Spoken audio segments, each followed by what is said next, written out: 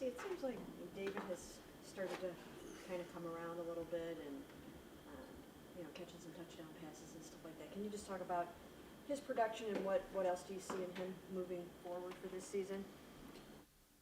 He's been playing at a high level really the whole season. Now it's nice to have the touchdowns the last couple weeks. That always makes you feel good. A few more catches, definitely. But he's really been getting better all season, so I expect that to continue to happen, especially this week. We need him. Considering the questions at tackle, how important are your guys going to be to assisting whoever may be there in blocking on the edge? Yeah, it's definitely nice to have veteran presence out there. Dave, Harry, Jordan, they've all have some years in this league. Dave and Harry have played the Ravens a ton of times, so their experience out there will definitely help us out on the edge, as we have some younger players there at tackle. They've been especially good. Well, they're good everywhere on defense. They've been especially good at tight ends. You guys know them. Is this week extra challenging for your group? Anytime you face a division opponent, especially the Ravens, who are very good, they're always good on the edge. Dealing with the two inside linebackers, which we have to block at times, or the safeties with the pressures that they bring. We kind of have to be involved blocking all those guys and running routes off all those guys. So, yeah, definitely a challenge. As always, versus Baltimore, I guess. It doesn't seem any extra than it normally is. They're always good. They're always hard to deal with. Dave, I think the Colts game and the Niners game, you had one called back, you had some near misses. Did you feel like it was going to come in terms of actually getting some big plays that count? Definitely. I think everyone felt it coming. Every time he touches the ball in space, it feels like a big play is about to happen. And obviously had those called back, which is unfortunate, but you knew it was coming. You knew that eventually those would break, and he's gotten a few here in the last few weeks, so that's been nice. What areas in his game has he improved in this season? You talked about, what have you seen, I guess? The biggest thing that he's done is he plays consistently. Every down, he doesn't have bad plays. Not that he has zero bad plays, but consistently over the course of a game, you throw him out there, he's playing at a high level. Down in, down out, which feels good. You can leave him out there for any type of play. So him just being super consistent all year has really benefited us as an offense. What impact does it have for you guys to have Nick playing some of the roles that Nick Harris is playing now? Yeah, you don't think of offensive linemen as versatile players, but Nick's versatile. He can do some different things. Gives you a different kind of fullback than Harrison brings.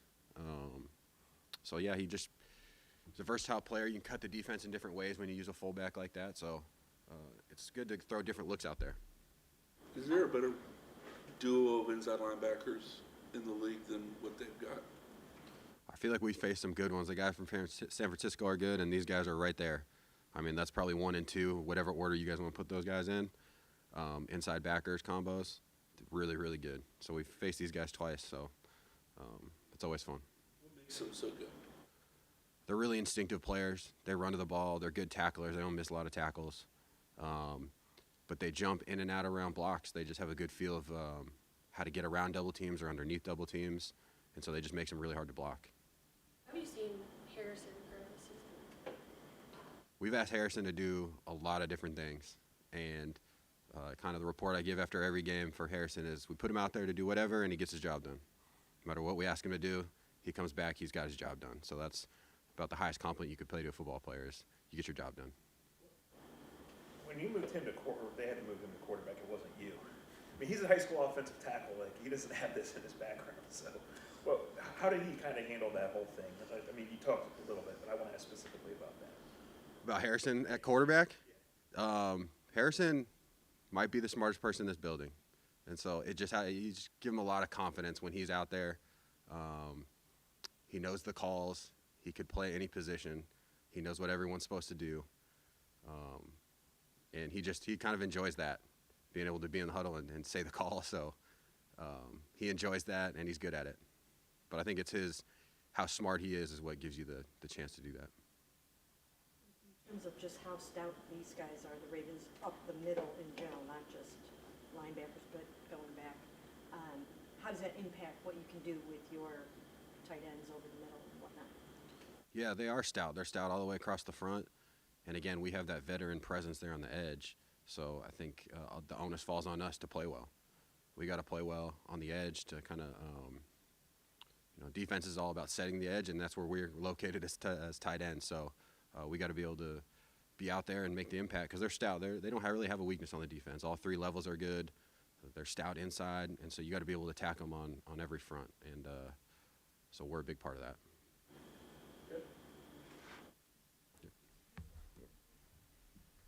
Well, another easy one for you guys Sunday, huh? There are no easy ones, Zach. Obviously, Lamar is really good in their role. From your standpoint, what stands out when you watch the Ravens? The Ravens, they're a well-balanced offense. They have the ability to run the ball well with different schemes. They have multiple running backs they use, running backs with different styles, different body types. They have a physical line. They're well coached. It's the same old line coach that's been there since I've been, part of the Browns this time around. So, those same things that show up in terms of how they block, the schemes they use, the way they like to attack defenses. There's some consistency there. And then, obviously, the quarterback, he's one of the best players in the NFL. You got to give him credit for that. I mean, he's consistently playing at a really high level. He's always a threat as a runner, whether it's a designed, run where he has the option to keep it, or when he's scrambling, or running around when it's a pass play. And then, he's throwing the ball well. He's seeing the field well. He's making quick decisions when he extends plays. He's got the ability to throw the ball down the field, accurate, quick release. He's got a good group of receivers to throw to. So, it's a really good offense. They're doing a great job over there.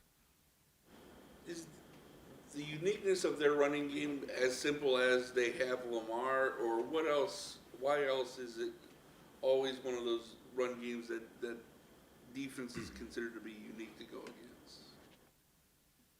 Well, I mean, because you have Lamar or a quarterback like Lamar on offense, you have the ability to read a D-end usually, and based on what that D-end or edge player does, the quarterback can keep it or not, right? So that exists in a lot of offenses in the NFL. Certainly existed a lot with the Cardinals with Dobbs when we were preparing. I know Dobbs didn't play in the game versus us, but, those dynamics, existed with Dobbs there, exists with Lamar, of course, and then with other offenses in the league. You had the fact that, Lamar's a very good athlete, and he can create explosive plays with his feet. That part's unique. And then they do a good job of mixing the run schemes with the quarterback read element. They can do it with zone. They can do it with a gap scheme with pullers. So you have to really be on your details in terms of the physicality you play with and the technique you play with and where your eyes are at in order to all be on the same page to stop that run game. So I think it's a combination of having Lamar, the different actual run schemes they use with their read package, and then they have a good old line. They're physical. They're well coached. They have good running backs, as I said before. Bigger guys, smaller guys, faster guys, powerful guys. So that whole package is a challenge, which we're excited to go up against on Sunday. You say the keys are to doing a better job against their run game than you guys did October 1st? Yeah, I think it's going to be a group effort. It starts up front. We're the engine of the defense. Okay, our job is to get off the ball, to penetrate, to disrupt, to mess things up, let the guys behind us clean things up, and make it real clear and obvious to them on where they need to be. Talking about where the linebackers and the safeties and then the corners fit off of us. So we got to do a better job up front. We got to be more physical in our one-on-one blocks, and we need to shed and get off blocks better than we did in the first game. And then, and also for the ends, like we just have to do a great job setting edges, closing, dealing with the pullers because they pull a lot. So, I mean, we have to do a better job up front. Our guys, the D linemen, they've done a good job practicing this week. and they know the task at hand, and I'm proud of the way they worked. And then it's going to take all 11 of us to do it and to execute it in a manner which helps us win the game. The fact that that Lamar has fumbled the ball 10 times and has lost 6, I'm sure that probably has not been lost on your guys. Do you feel like you can disrupt him in that way? Yeah, I mean, we're trying to take the ball away every game regardless of who the quarterback is. So part of our weekly routine, Mary Kay, is we'll watch the quarterback, see how he moves in the pocket, see his behavior when he gets pressure, how he holds the ball, and we've done that versus every quarterback we go against. It's something we do early in the week. And, of course, like, there are going to be opportunities this week, just like there is every week. Yeah, your stats are accurate, and we know them regarding them, but it's really about us, and it's about our ability to get off the ball, attack, and win our one-on-one rushes and finish together. We're going to need 4 guys rushing together relentlessly throughout the game to accomplish those type of things and get the ball for our team. Did Shelby's takeaway last week exactly how you teach it? Yes. Well, it's funny because it's a really good question, because he had a similar play in the preseason game versus Kansas City. It wasn't the exact same call on defense. It wasn't the exact same technique, but on that play, he ended up on the edge of the guard, and we call it run, reach. So you're running, you got to close the distance to the quarterback first, and then you reach late, or reach on time so you can get the ball out. If you reach and then run, you're going to be too slow. So that's why we call it run, reach. And as you're doing that, you have to lean and rotate so that you don't go up the field. You got to go toward the quarterback. He did that really well in the Kansas City game, and that's something we talk about every week. We drill it every week. You just don't always get the opportunity to do that in the game, but when that opportunity presents itself, you better cash in, and Shelby did. It's a credit to him. I mean, he's got really long arms and really good feel for the ball, right? That's why he's had a lot of batted balls in his career and had some sack fumbles. But then I think the way he practiced last week, the details that he played with, like, he did a version of that in practice a couple times. So when the opportunity was in the game, it was just autopilot, go make the play, and it was a big play in the game. You guys were obviously celebrating last week was easy, but it seems like they really like each other. Do you get that vibe, and is that something that matters as you're building the group? Yeah, I mean, these guys work really, really well together. It's something that we've worked collectively on creating and developing as early as training camp.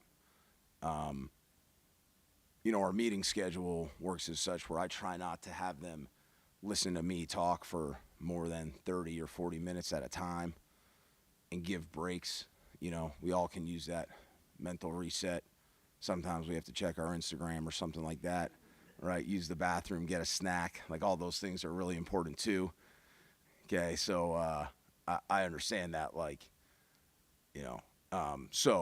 but in those breaks, there's a lot of times where they're just hanging out together, getting to know each other. And I saw that develop in the Greenbrier for sure, or at the Greenbrier. And I think once you get back here and the regular season starts, it's a little different of a dynamic. You're not together as much because you're not in the training camp mode. And the stresses are different. You're preparing for an opponent. You're playing, every week. Guys are getting sore. Their families are around. They got other deals in their life that can distract them from football and from their teammates, and that's natural. And I think as a group, we've worked through that through the beginning part of this season. What you're seeing now is a group that's pretty tight. You got veterans, guys like Miles and Shelby and Z, Obo, Jordan, who have been in the league for a while, Dalvin, even Mo, right, taking the lead in their own way. They all have different personalities, and you got these younger guys, these rookies or these first and second year players that, are ingraining themselves in the group. And it's great because you see some mentorship going on. You see guys learning from the vets. They're having fun together. They're working. And, you want to have fun while you work. But, make no mistake about it. We got to work. So it can't be all hee-hee, ha-ha, lollipops and cotton candy all the time. But, what they've done is they've been working, they've been real intentional about getting better and making each other better and then having fun together at the same time. And, yeah, I think that's, if you want to be really good, you got to do both because now you're going to play for each other. Instagram breaks too. Look, what year is this? 2023. So yeah, Instagram.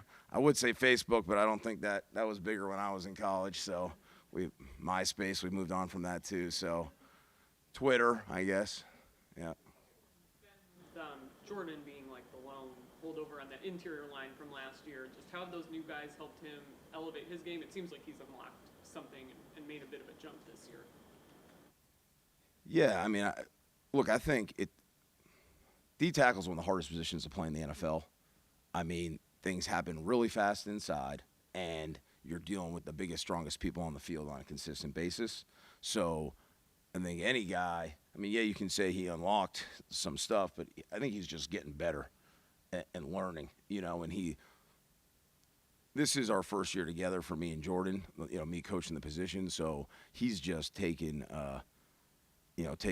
such a strong ownership of his position, of doing his job and focusing in on the little things really well, about getting off the ball as a 2 technique, as a 3 technique, playing attack football, using his hands, taking his feet in the right direction. And then and he's been, doing a great job in the run game in that regard. But I'm so proud of how he's, growing and improving as a pass rusher. Everybody pass rushes a little different. Everyone's got a different style. It's definitely more of an art than a science. Whereas run defense is a little bit of a science. Like, this is how we're going to do it. But as a pass rusher, like, he's finding what works for him, and he's experimenting with it, and he's taking coaching, he's listening to suggestions, and he just keeps getting better with using his power, using his escapes off his power, using his long arms. So I just see a guy that's working and getting better, and sometimes it takes a couple of years for guys, and I'm just so proud of what he's doing because he's kicking butt for us. About Miles' personality to be a leader with this specific group that works so well for them?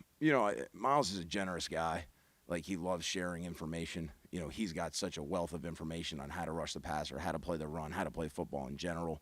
Some of it comes natural to him, but other things he works at to get better. And his humility and willingness to share and generosity with the group is noted. I mean, you get a guy like Miles with all his accolades, and he's going to share with you and offer you something that can help you. Like, you're going to listen, and his willingness to do that, I think that's been so good for our group. Never mind the way he practices and works, because he just handles everything the right way and just works his butt off, and he's so detailed. So his example alone is leadership, but I think his willingness to share and to help the younger guys and his peers and work with the other guys around him is also off the chart.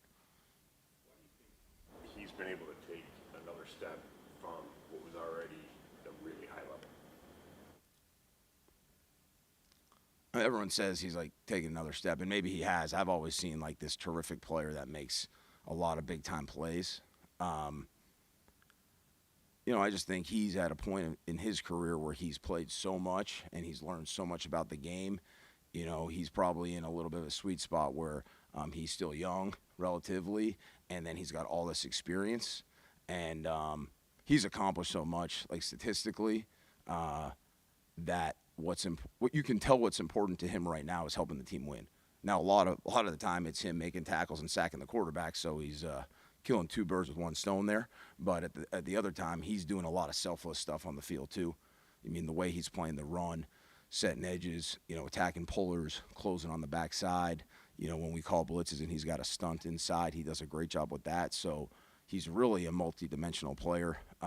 He's worked on rushing from different spots, not just in one spot. We all have seen him move around, and that's a testament to him, his willingness to work and to try new things and to learn and improve. So, again, I think that's a little bit of the natural trajectory of someone's career, right? You look for different ways to get better and help the team win, and it goes back to his hard work, his selflessness, and his desire to help the team win.